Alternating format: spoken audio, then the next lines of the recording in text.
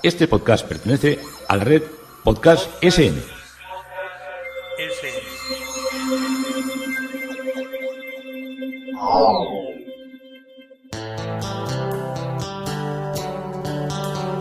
Historia con sentido. Un podcast realizado y presentado por Juan Carlos González.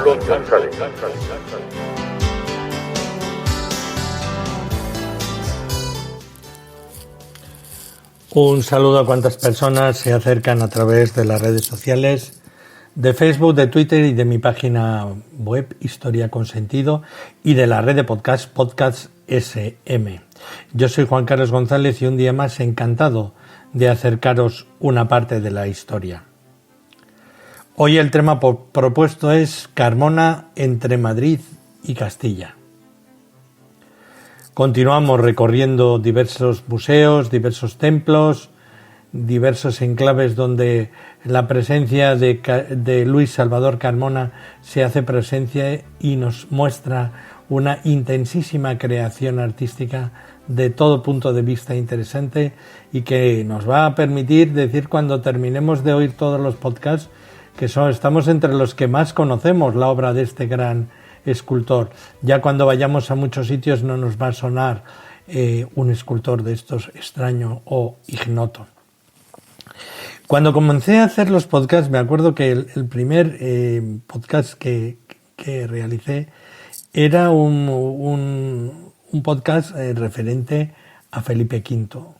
Lo elegí porque como su panteón, su tumba, está relativamente cerca de donde yo vivo, son muchas veces las que suelo bajar hasta la iglesia de Santa Bárbara y sentarme allí a contemplar el magnífico mausoleo que tiene y intentar, rememorar de alguna manera cómo era la cultura, la música, los grandes momentos que vivirían por allí paseando nuestros monarcas antiguos y todos los nobles, aquellos empelucaos con sus pelucas con sus pelucas blancas todas rizadas, tan a lo del estilo de la época tan propio. Y en ese siglo donde vive Luis Salvador Carmona es donde estaba centrada la vida de Felipe V, que indudablemente como reinó 45 años hizo infinidad de cosas, entre otras cosas muchos palacios los dio forma, los creó y los vivió, porque se los hacía para él, pero debía ser al final, sobre todo de su vida, un auténtico disparate de convivir con él. Dicen que debía ser por las excentricidades que realizaba, que tenía una enfermedad que hoy en día se conoce como una persona bipolar. Entonces pues tenía locuras, tenía demencia, pero claro, al rey no se le puede decir que está loco ni que está desnudo y tenían que tratar de salvaguardar las cosas pues como quería. Bueno, un día salió a pasear y como estaba obsesionado, porque él en el fondo lo que quería era ser rey de Francia, como era el rey Sol, pero claro, era complicado el poder gobernar en Francia porque había había descendencias que limitaban la parte que Felipe V fuera allí a ser su rey otra vez. Entonces vivía un poco obsesionado con esto del sol de Versalles, del rey Sol, y un día dice que salió con el caballo y vio el sol y dijo, mi hermano, que me persigue el rey Sol, que me persigue el rey Sol, y huyó despavorido. Tenía otras muchas cosas, se creía una rana, entonces a veces aparecía desnudo y se ponía a croar encima de una silla o encima de una mesa. Siempre estaba pensando que le querían envenenar y entonces decía que de la ropa que salía una luz muy extraña y que esa luz era venenosa. Y entonces solo se ponía la ropa que previamente había usado su mujer, porque decía, si mi mujer no se ha muerto, por lo menos esa camisola o ese chaleco me lo puedo poner yo. O sea, total, una auténtica locura y un auténtico despropósito en el que se vivió. Él dejó su reino abdicó en su hijo Luis I, pero su hijo Luis I cogió la viruela y en 229 días murió, y el reino quedó otra vez, pasó a Fernando VI, que no pensaba ser rey, y es el que al final acabó también, debió acabar también con una tara mental, pero la grandiosa tara la tuvo Felipe V. Y dicen, aunque esto tampoco está muy contrastado, que lo único que era su segunda mujer, Isabel de Farnesio, pues dice que lo único que le hacía que le calmara, porque claro, luego con esta bipolaridad lo que hacía era, tenía todos los ritmos cambiados, entonces vivía de noche, entonces recibía a los ministros, empezaban las reuniones a las 12 de la noche, todos oscuras, con todo cerrado y con unas velas, todos metidos en una habitación, y ahí él, departiendo él con sus ministros y tomando las decisiones. Entonces, con toda esta especie de despropósito que tenía, dicen que lo único que le calmaba un poco era oír música. Y había llegado de Italia un gran castrati, que era Farinelli, en nombres, lo de Farinelli es en alias, no me acuerdo ahora el nombre exacto era Juan y algo más, pero era conocido como Farinelli, de estos que castraban para que formara parte de los coros catedralicios o de los coros palaciegos. Era una cosa que se estuvo haciendo hasta prácticamente principios del siglo pasado.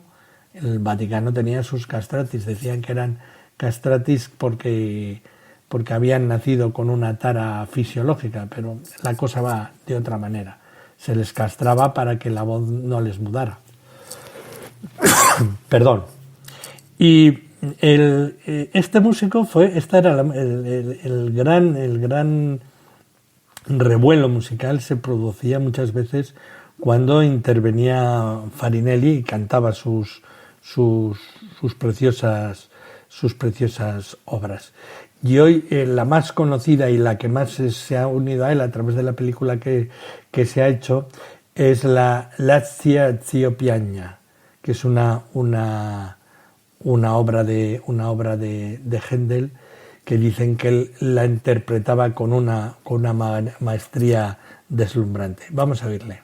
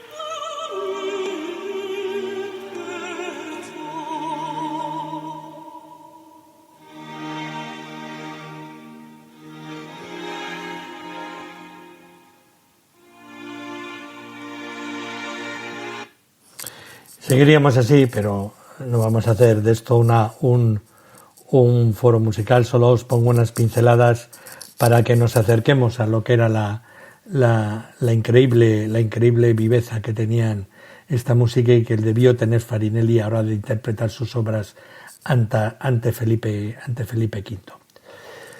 Continuamos nuestro recorrido en el Museo de León, donde hay una cabeza de San Francisco, debía tratarse de una imagen de vestir porque está la cabeza sola, muy naturalista, con dientes de pasta y ojos de vidrio, y pestañas de pelo, y la policromía en tonos fríos también contribuye a potenciar ese naturalismo.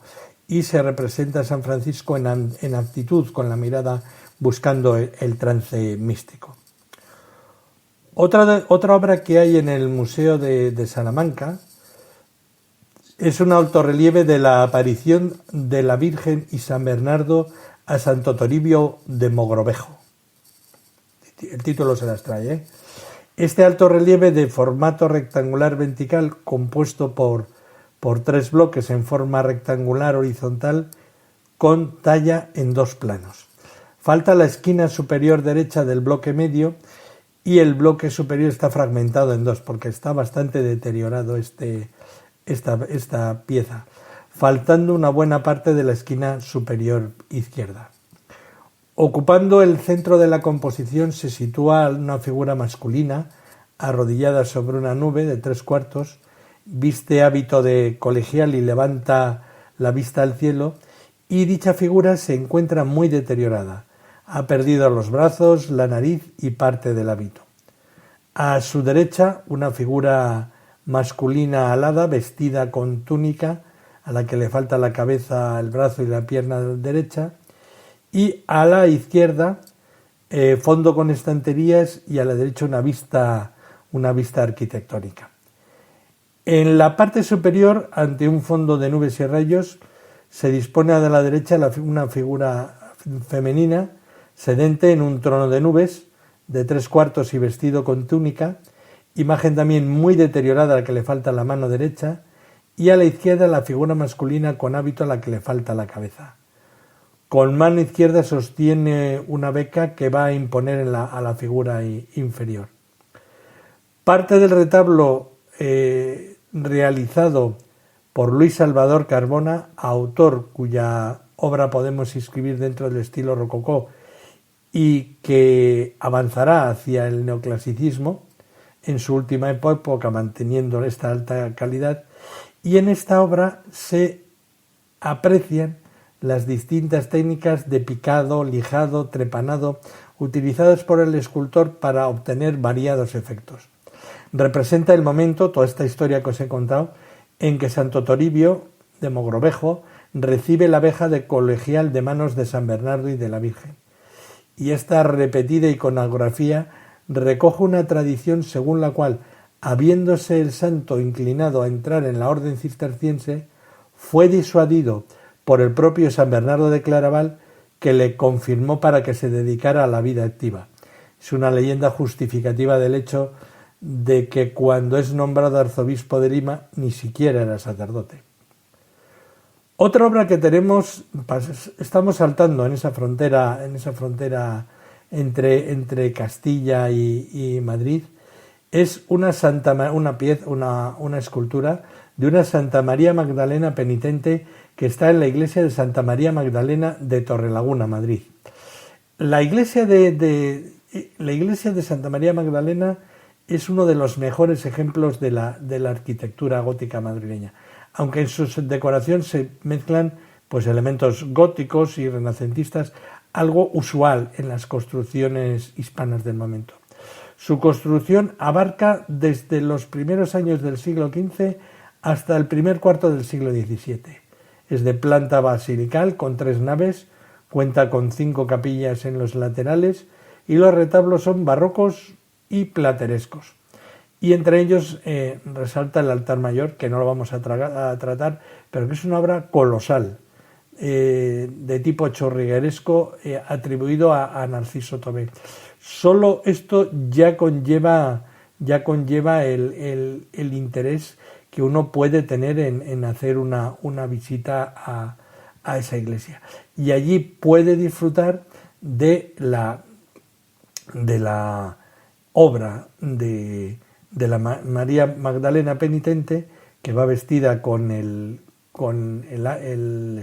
sayal de esparto y va teniendo una cruz a la cual mira fijamente, con un pelo muy suelto cayéndole por delante de los hombros hasta la cintura y con una mano sujetando el pecho como afirmando su compromiso penitente con la imagen de Cristo en la cruz después de una vida azarosa que había llevado. Otras obras que tenemos son Nuestra Señora de la Mano y un San José, que se encuentran en Nuestra Señora del Carmen, extramuros de Valladolid. La imagen de Nuestra Señora de la Mano es asignable a Salvador Carmona hacia 1740 y procede de la capilla de su nombre que se encontraba en el crucero de la iglesia del Carmen de Extramuros. Y en la capilla de San José está la imagen también asignable a Luis Salvador Carmona de esta misma fecha, 1740, en el retablo que había realizado Manuel de Irazusta, que va muy unido también a todo lo que son los desarrollos artísticos y retablísticos a los cuales aporta obras Luis Salvador Carmona. Y su origen estaba en las capillas de San Joaquín y de Nuestra Señora de la Mano. Otra obra interesante en la provincia de Valladolid, en Medina del Campo y en el Museo de Ferias, es el Arcángel San Gabriel. El Museo de Ferias viene por el interés y por la potencia económica y potencia comercial que tuvo Medina del Campo en el desarrollo del comercio de la lana a nivel europeo, llegando a ser Medina del Campo es lo que sería ahora Wall Street, la que marcaba la referencia económica a todas las monedas que había en el mundo conocido entonces. Pero bueno, vámonos al Arcángel San Rafael, iba a decir Gabriel, me lío con tanto arcángel y tanto ángel. Bueno, es una obra que se atribuye a Salvador Carmona en 1750 y fue recientemente identificada como la titular del retablo de la misma advocación existente hasta 1960 en la desaparecida iglesia de la Veracruz. Trasladada entonces a la colegiata de San Antolín, fue reemplazada en la hornacina derecha del retablo dedicado a la Inmaculada Concepción, conjunto procedente de la parroquia de San Facundo y San Primitivo y permaneciendo allí en nuestros días. La iconografía de San Rafael, poco frecuente hasta el siglo XVIII, es bastante común a partir de esta centuria y a ella dedicó Luis Salvador Carmona varias esculturas. Su representación está ligada a la historia de Tobías, a quien se le apareció cuando debía emprender un difícil viaje ofreciéndole su protección, y durante el mismo Tobías decidió bañarse en el río Tigris, surgiendo del agua un enorme pez que intentó devorarle. Intervino el arcángel y tras salvarle la vida le ordenó atrapar al pez y extraerle el corazón, el hígado y la hiel, con los que libraría del demonio a su futura esposa y sanaría los ojos enfermos de su padre el viejo Tobías. De ahí la representación de San Rafael como genérico protector del viaje, que aparece a veces vestido con los atributos de los peregrinos y siempre con al menos un pez entre sus manos. En nuestro caso se representa al arcángel en actitud de caminar portando el pez en la mano izquierda y lo que aparenta ser el fragmento de un bordón de peregrino, un bastón, en la derecha. Le faltan ambas alas a la talla y la policromía está realizada a base de tonalidades planas, verdes y rosas, únicamente decoradas por una cenefa dorada, siendo la encarnación a pulimento. El apoyo de la pieza está trabajado con pequeños golpes de gubia, de forma muy similar a las obras que están y se pueden describir como de la órbita de Carmona, haciendo prácticamente un trabajo de alisado perfecto. La sensación de movimiento está acentuada por el desarrollo de los paños fuertemente sacudidos, pegados a la figura por delante y sueltos por detrás, dando lugar a una vistosa cola. Esta disposición no es desconocida en las obras de Luis Salvador Carmona, apareciendo de forma muy similar en figuras como la de San Miguel de la iglesia que veremos de Santa María de Osxirondo en Vergara. Obra de evidente inspiración en el rococó francés, el profesor Martín González la relaciona con el foco de obras que veremos en en la granja. Es un magnífico ejemplo de lo que es la obra con estos colores verdecitos, la obra rococó, la obra de ese final del barroco. En Valladolid también, en el convento de los Sagrados Corazones de las Madres Capuchinas, en la población de Nava del Rey, se encuentra una divina pastora. A la representatividad de la iconografía dentro de la congregación se añade en este caso el valor de una obra maestra del arte del siglo XVIII, realizada por el más importante escultor de esa época. Aquí sí que se ve claro. Y dentro de un ambiente devocional, amable y popular, que había adquirido un considerable desarrollo en la segunda mitad del siglo XVII, el tema tiene su punto de partida en 1703, al aparecerse María vestida de pastora al capuchino Isidoro de Sevilla. Deseando dar testimonio de su visión, el venerable padre hizo varios tratados en los que justificaba para la Virgen el título de pastora de almas, y encargó una pintura que pronto salió en procesión, insertada en un estandarte. Y a través de obras como las realizadas por el seguidor de Murillo, Alonso Miguel de Tovar, el mayor desarrollo iconográfico que permite el lienzo enriqueció el tema con una escena secundaria en la cual, en la que una oveja es librada del ataque de un lobo por un ángel que baja del cielo espada en mano. En fin, en esta pintura de la Virgen, las ovejas con rosas, símbolo también del rosario que se convierte en el arma para vencer al pecado. Esto es una mezcla de historiografía, de liturgia y de pastoral. Esto no lo vemos en la obra de Luis Salvador Carmona, pero sí que encontramos otras cosas. Probablemente sí que le influyó la pintura o el grabado de Alonso Miguel de Tovar, que fue nombrado pintor de cámara en el año 1729, y la fundación del presbítero don Francisco Nuño en Nava del Rey requería varias imágenes para el culto, y es lógico que recurriera a Luis Salvador Carmona, al que con seguridad conocía desde niño, ya que nació 7 años antes que el escultor en aquel pueblo. Quizá se encuentra en la amistad entre ambos el motivo del regalo de la talla al convento por parte del escultor, documentado en el grabado que realizó de la misma obra su sobrino Juan Antonio Salvador Carmona. Conocemos con certeza la fecha de la realización gracias al hallazgo de una concesión de indulgencias otorgada en el año 1747, estando aún la talla en el domicilio madrileño del matrimonio Carmona. Y dentro de la producción del escultor, su interés se acrecienta al tratarse de una pieza del periodo del mayor virtuosismo y sobre todo por su condición de obra única, ya que sólo queda constancia de otra imagen desaparecida de la misma advocación realizada para la iglesia de San Gil, en Madrid, en los años de colaboración con José Galván, yerno del maestro. Una de las claves del éxito de Carmona fue aplicar los logros de la escultura del siglo XVII en una obra no exenta de carácter personal e impecable corrección técnica.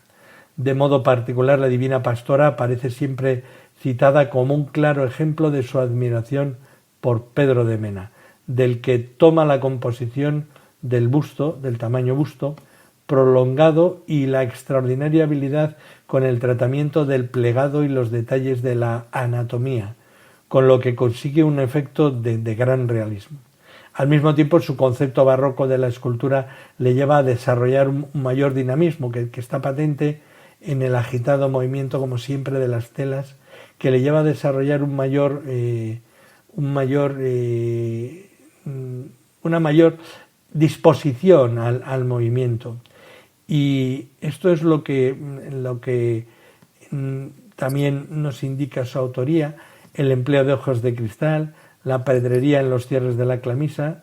Incluso es muy probable que la escultura llegara al convento con sombrero y cayado de plata, con los que parece en el grabado realizado por su sobrino. Hay una vieja muy interesante que solo le falta balar, y la pelliza de tela que lleva la Virgen también es muy, muy simpática, hecha esculpida en la madera, claro. Seguimos en Nava del Rey, en el convento de las Madres Capuchinas, convento de los Sagrados Corazones, donde vemos un San Rafael, de madera policromada, mide 109, no vamos a confundirlo con el otro, que también, porque hemos dicho que hay varios. El notable incremento, como hemos dicho antes, que experimentó la escultura en el siglo XVIII, la representación continuada de los arcángeles tiene su explicación en las posibilidades que se adaptaba, como hemos visto, al estilo amable y elegante, y fue alcanzando mayor presencia en el arte religioso a medida que se extendía por lo que era su vida cortesana. Como ya hemos dicho, protector de viajeros, esclavina del peregrino, siempre se ha dado a entender que esta obra es una obra plenamente identificable y datable dentro de lo que es el proceso escultórico de Luis Salvador Carmona. En el convento de los Sagrados Corazones de las Madres Capuchinas en Nava del Rey, en Valladolid, en el pueblo de Salvador Carmona, el Cristo del Perdón, labrado entre 1755 y 1756. Luis Salvador Carmona nos presenta una talla de madera policromada de carácter procesional. Este tipo de imágenes fueron muy común durante el barroco español, especialmente en los tres principales focos escultóricos del país, en Castilla, en Andalucía y en Levante. En este caso habría que localizar la talla dentro de la orbe de la escuela castellana, aunque no se puede negar influencias externas de la escuela andaluza, ya que Salvador Carmona desarrolló casi toda su producción en Madrid, pero conocía artistas de muy diversa procedencia que iban a la corte a trabajar y a vender sus obras. Nos encontramos ante una imagen de Cristo doliente y sufriente en genuflexión sobre el globo terráqueo, y son visibles las 5 llagas del cuerpo de Jesús, que fueron producidas durante la pasión y muerte. Además presenta los atributos de la corona de espinas y la soga, signos indisolubles del proceso de la pasión. Los ropajes se representan sobre el globo terráqueo, estando la imagen únicamente provista de un sudario mixto que combina los recursos del nudo y de la cuerda. Destaca el virtuosismo técnico de la talla, así como su perfección anatómica. La fama del patrimonio artístico del convento de Capuchinas de Nava del Rey se debe casi por completo a las esculturas que atesora de Luis Salvador Carmona, y el interés que siempre ha despertado, ya presente en escritores que publicaron en sus libros antes de construirse el actual convento, que es una renovación, como Pons y sobre todo Ceán. Es un acertado y un acrecentado cúmulo de artículos hablando de las lindezas que de Carmona existen en este convento. Como se señala en numerosas ocasiones, el antecedente del Cristo de Perdón se encuentra en una escultura realizada por Manuel Pereira para la Iglesia del Rosario de Madrid, que fue destruida también cuando la guerra. Y aunque fuera para jactarse de su obra, que lleva 1000 ventajas al que se venera en el convento del Rosario de la Corte, el propio Carmona reconoció con esta frase la utilización de un modelo. Por otro lado, evidente cuando se compara con la obra del escultor portugués, al que se aportan solamente algunos detalles de la foto que queda de esa obra. Gracias al hallazgo de la concesión de indulgencias realizadas en el mismo momento de su traslado desde Madrid a Nava del Rey, se ha podido concretar la fecha de realización de la escultura en 1756. Tiene 2 tallas hermanas, una en la granja de San Ildefonso y otro en el hospital de Santa Ana de Atienza. Y la escultura de Nava del Rey repite casi literalmente la composición de las anteriores, con la cabeza levemente ladeada, las manos levantadas para mostrar las heridas y arrodillados sobre el globo terráqueo en el que se pinta el pecado original, el diluvio universal y el castigo de Sodoma, como símbolo de la necesidad de redención del género humano. Si acaso se aprecia en la obra de la que estamos ahora charlando, es un mayor grado de dramatismo alcanzado a través de una policromía más descarnada, especialmente en la espalda que está cubierta de heridas. No es extraño que ante una pieza de tanta calidad fuera objeto de especial veneración en la clausura, reservándose la comunidad al trasladarse al nuevo edificio su contemplación directa desde el coro, que es de donde ellas lo aprecian, y los fieles que van desde fuera la siguen también apreciando y pueden disfrutarla por el tamaño que tiene. Y nos vamos a quedar aquí en las capuchinas de Nava del Rey de Valladolid, porque si no vamos a saturarnos de obras y tenemos que ir poco a poco, con acompañamiento musical, recorriendo los diversos enclaves, los diversos pueblos, que esto lo podemos hacer perfectamente la ruta de Luis Salvador Carmona, la ruta de este personaje que tantas obras dejó a nuestro arte del siglo XVIII. Yo soy Juan Carlos González y un día más encantado de haberos podido acercar esta parte de la historia.